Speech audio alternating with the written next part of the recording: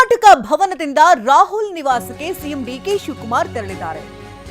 ರಾಹುಲ್ ಗಾಂಧಿ ಭೇಟಿಗೆ ಈಗಾಗಲೇ ಸಮಯಾವಕಾಶವನ್ನ ಕೇಳಿದ್ರು. 12 ಗಂಟೆ ಸರಿಸುಮಾರಿಗೆ ಇದೀಗ ರಾಹುಲ್ ಗಾಂಧಿ ನಿವಾಸಕ್ಕೆ ತೆರಳಿದ್ದಾರೆ. ದೆಹಲಿಯ 10 ಜನಪಥ ಮಾರ್ಗದಲ್ಲಿರುವಂತಹ ರಾಹುಲ್ ನಿವಾಸ.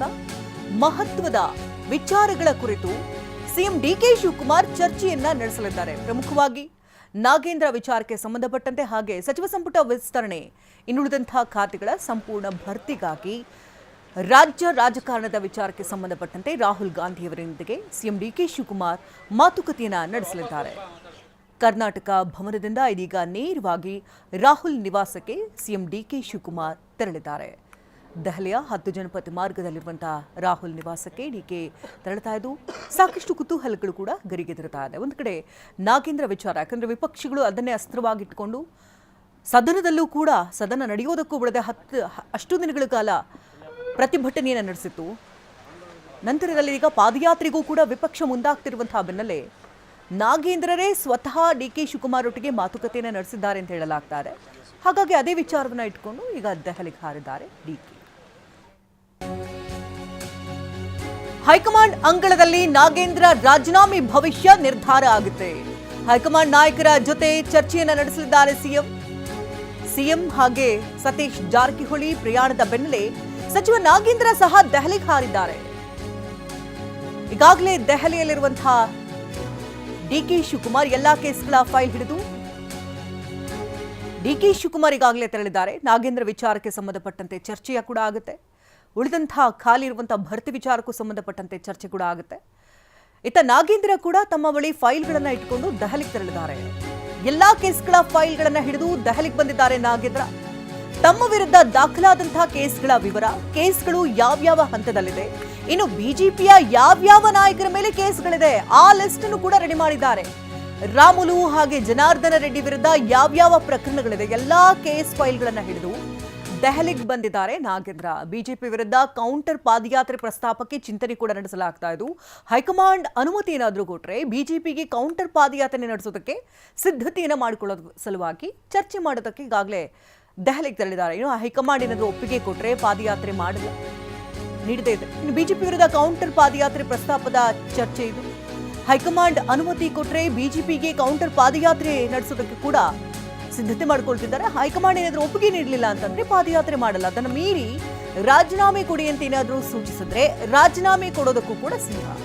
ರಾಜೀನಾಮೆ ನೀಡೋದಕ್ಕೆ ಸಚಿವ ನಾಗೇಂದ್ರ ಸಿದ್ಧ ಅನ್ನುವಂಥ ಸುಳಿವು ಸಿಗ್ತಾ ಇದೆ.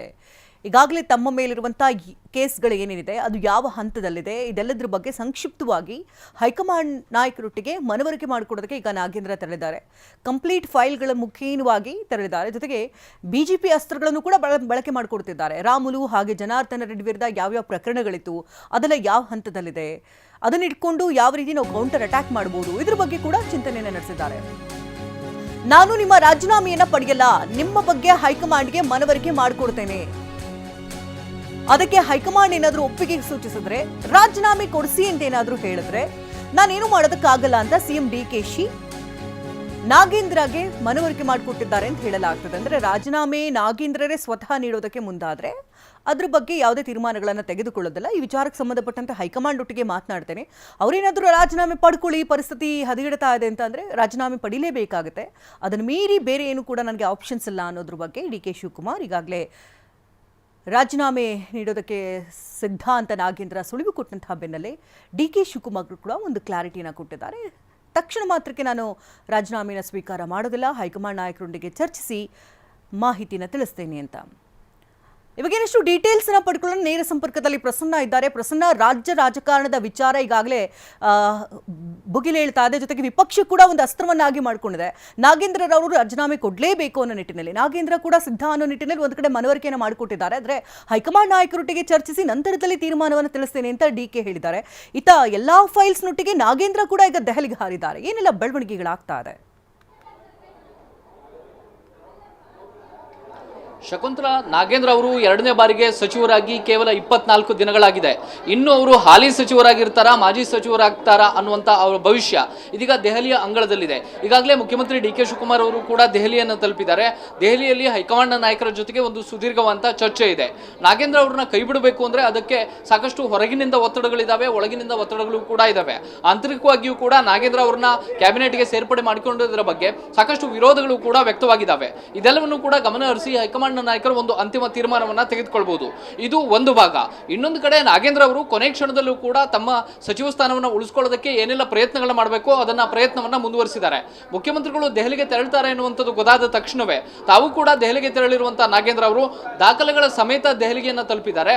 ಈ ಹಿಂದೆ ವಾಲ್ಮೀಕಿ ಹಗರಣದಲ್ಲಿ ಏನು ಹೆಸರು ಕೇಳಿ ಬಂದಿತ್ತು ಅದರಲ್ಲಿ ತಮ್ಮ ಪಾತ್ರ ಏನೂ ಇಲ್ಲ ಅನ್ನೋದ್ರ ಬಗ್ಗೆ SIT ಕೊಟ್ಟಂತ ವರದಿಗಳಿರ್ಬೋದು, ಸದನದಲ್ಲಿ ಕಂದಾಯ ಸಚಿವರಾಗಿದ್ದಂಥ ಉಪಮುಖ್ಯಮಂತ್ರಿ ಡಾಕ್ಟರ್ ಜಿ ಪರಮೇಶ್ವರ್ ಅವರು ಮಂಡಿಸಿದಂತಹ ರಿಪೋರ್ಟ್ ಇರಬಹುದು, ಅದೆಲ್ಲವನ್ನು ಕೂಡ ದಾಖಲೆ ಸಮೇತ ತೆಗೆದುಕೊಂಡು ಹೋಗಿ ಹೈಕಮಾಂಡ್ ನಾಯಕರ ಗಮನಕ್ಕೆ ತರುವಂತಹ ಪ್ರಯತ್ನವನ್ನ ಅವರು ಮಾಡ್ತಿದ್ದಾರೆ. ಜೊತೆಗೆ ಬೇರೆ ಬೇರೆ ನಾಯಕರ ವಿರುದ್ಧ ಇರುವಂತಹ ಪ್ರಕರಣಗಳಲ್ಲೂ ಕೂಡ ಹೇಗೆ ರಾಜಕೀಯವಾಗಿ ಎದುರಿಸೋದಕ್ಕೆ ತಮ್ಮಿಂದ ಕೂಡ ಒಂದು ಪಾದಯಾತ್ರೆಯನ್ನು ಮಾಡೋದಕ್ಕೆ ತಾನು ಸಿದ್ಧ ಅನ್ನುವಂಥ ಮೆಸೇಜ್ ಅನ್ನ ಹೈಕಮಾಂಡ್ ನಾಯಕರಿಗೆ ತಲುಪಿಸೋದಕ್ಕೆ ನಾಗೇಂದ್ರ ಮುಂದಾಗಿದ್ದಾರೆ. ಈಗ ಬಿಜೆಪಿ ರಾಯಚೂರು ಮತ್ತು ಬಳ್ಳಾರಿಯ ನಡುವೆ ಒಂದು ಪಾದಯಾತ್ರೆಯನ್ನು ಮಾಡ್ತಿದೆ ಅನ್ನುವಂಥದ್ದು ರಾಜಕೀಯವಾಗಿ ಕಾಂಗ್ರೆಸ್ಗೆ ಡ್ಯಾಮೇಜ್ ಅನ್ನ ಮಾಡ್ತಾ ಇದೆ. ಇದಕ್ಕೆ ಕೌಂಟರ್ ಆಗಿ ST ವರ್ಗವನ್ನ ಓಲೈಸೋದಕ್ಕೆ, ST ವರ್ಗವನ್ನ ತಮ್ಮ ಹಿಡಿತದಲ್ಲೇ ಇಟ್ಕೊಳ್ಳೋದಕ್ಕೆ, ತಮ್ಮ ಪರವಾಗಿಯೂ ಕೂಡ ಪಾದಯಾತ್ರೆಯನ್ನು ಮಾಡೋದಕ್ಕೆ ತಾವು ಸಿದ್ಧ ಅನ್ನುವಂಥ ಒಂದು ಸಂದೇಶವನ್ನ ನಾಯಕರಿಗೆ ತಲುಪಿಸುವಂತಹ ಪ್ರಯತ್ನವನ್ನ ಇದೀಗ ನಾಗೇಂದ್ರ ಅವರು ಮಾಡ್ತಿದ್ದಾರೆ. ಆ ಮೂಲಕ ರಾಜಕೀಯವಾಗಿಯೂ ಕೂಡ ತಾನು ಕೌಂಟರ್ ಕೊಡೋದಕ್ಕೆ ಸಿದ್ಧ ಅನ್ನುವಂಥ ಒಂದು ಕ್ಲಿಯರ್ ಆದಂತಹ ಒಂದು ಮೆಸೇಜ್ ಅನ್ನ ಡಿ ಕೆ ಶಿವಕುಮಾರ್ ಸೇರಿದಂತೆ ಉಳಿದ ನಾಯಕರಿಗೆ ಕೊಡುವಂತಹ ಪ್ರಯತ್ನ ಇದೀಗ ನಾಗೇಂದ್ರ ಅವರ ಕಡೆಯಿಂದ ಆಗ್ತಾ ಇದೆ. ನಾಗೇಂದ್ರ ಅವರ ಮಾತಿಗೆ ಎಷ್ಟರ ಮಟ್ಟಿಗೆ ಹೈಕಮಾಂಡ್ ನಾಯಕರು ಒಪ್ತಾರೆ ಇಲ್ಲ ಅನ್ನೋದ್ರ ಆಧಾರದ ಮೇಲೆ ಅವರ ಭವಿಷ್ಯ ನಿಂತಿದೆ. ಹೈಕಮಾಂಡ್ ನಾಯಕರು ರಾಜೀನಾಮೆಯನ್ನ ಕೊಡಿ ಅನ್ನುವಂಥ ಕೊನೆಯ ಮೆಸೇಜ್ ಅನ್ನ ಕೊಟ್ರೆ ಖಂಡಿತವಾಗಿಯೂ ಕೂಡ ನಾಗೇಂದ್ರ ಅವರ ಸಚಿವ ಸ್ಥಾನ ಉಳಿಯೋದಿಲ್ಲ. ಅದರ ಬದಲಾಗಿ ಹೈಕಮಾಂಡ್ ನಾಯಕರು ಈಗ ಬೇರೆ ತಲೆನೋವು ಬೇಡ ಅನ್ನುವಂಥ ವಿಚಾರಕ್ಕೆ ಏನಾದರೂ ಅಂತಿಮವಾಗಿ ಬಂದಿದ್ದೆ ಆದ್ರೆ ನಾಗೇಂದ್ರ ಅವರ ಮುಂದಿನ ಭವಿಷ್ಯ ಸ್ವಲ್ಪ ಮಟ್ಟಿಗೆ ಬೆಳಕಾಗಿ ಕಾಣಬಹುದು. ಈಗ ಇರುವಂತಹ ಪಕ್ಷದ ಒಳಗೆ ಸಾಕಷ್ಟು ಗೊಂದಲಗಳಿದಾವೆ. ಸದ್ಯಕ್ಕೆ ಕ್ಯಾಬಿನೆಟ್ ರಚನೆ ಆಗಿರೋದ್ರ ಬಗ್ಗೆಯೂ ಕೂಡ ಹಲವು ಮಂದಿ ಅಪಸ್ವರವನ್ನ ಎತ್ತಿದ್ದಾರೆ. ನಾಗೇಂದ್ರ ಅಂತ ನಾಯಕರ ಅನಿವಾರ್ಯತೆ ಏನಿದೆ ಪಕ್ಷಕ್ಕೆ ಅದನ್ನ ಹೊರತುಪಡಿಸಿ ಪ್ರಾಮಾಣಿಕರು ಮತ್ತು ಬೇರೆ ಬೇರೆ ಪಕ್ಷ ಸಂಘಟನೆಯಲ್ಲಿ ಸಮರ್ಥರಾಗಿರುವಂತಹ ST ಸಮುದಾಯಕ್ಕೆ ಸೇರಿದಂತ ಬೇರೆ ನಾಯಕರಿಗೆ ಅವಕಾಶವನ್ನು ಕೊಡಬಹುದಿತ್ತು ಅನ್ನುವಂತಹ ಚರ್ಚೆಗಳು ಕೂಡ ಜೋರಾಗಿ ನಡೀತಾ ಇದ್ದಾವೆ. ಈ ಎಲ್ಲ ಆಂತರಿಕ ಅಸಮಾಧಾನಗಳನ್ನ ಸರಿಪಡಿಸೋದಕ್ಕೆ ಅನಿವಾರ್ಯ ಪರಿಸ್ಥಿತಿಯಲ್ಲಿ ನಾಗೇಂದ್ರ ಅವರ ರಾಜೀನಾಮೆಯನ್ನು ಪಡೆಯೋದಕ್ಕೆ ಕಾಂಗ್ರೆಸ್ ಹೈಕಮಾಂಡ್ ಮುಂದಾಗುತ್ತಾ ಅನ್ನುವಂಥದ್ದು ಇದೀಗ ಸಾಕಷ್ಟು ಕುತೂಹಲವನ್ನು ಮೂಡಿಸ್ತಾ ಇದೆ. ಯಾವುದೇ ಭರವಸೆಯನ್ನು ಕೂಡ ಮುಖ್ಯಮಂತ್ರಿ ಡಿ ಕೆ ಶಿವಕುಮಾರ್ ಅವರು ನಾಗೇಂದ್ರ ಅವರಿಗೆ ಕೊಟ್ಟಿಲ್ಲ. ನೀನು ರಾಜೀನಾಮೆ ಕೊಡದೇ ಇರುವಂತಹ ಪ್ರಸಂಗ ಬರಬಹುದು ಅನ್ನುವಂಥ ಮಾತನ್ನು ಕೂಡ ಹೇಳಿಲ್ಲ. ಹೈಕಮಾಂಡ್ ಏನ್ ಸೂಚನೆಯನ್ನ ಕೊಡುತ್ತೋ ಅದನ್ನ ಪಾಲಿಸಬೇಕಾಗುತ್ತೆ ಅನ್ನುವಂಥ ಮೆಸೇಜ್ ಅನ್ನ ನಾಗೇಂದ್ರ ಅವರಿಗೆ ಮುಖ್ಯಮಂತ್ರಿ ಡಿ ಕೆ ಶಿವಕುಮಾರ್ ಅವರು ಕೂಡ ರವಾನಿಸಿದ್ದಾರೆ. ಶಕುಂತಲಾ, ಹಾಗೆ ಸಂಪರ್ಕದಲ್ಲಿರಿ ಪ್ರಸನ್ನ.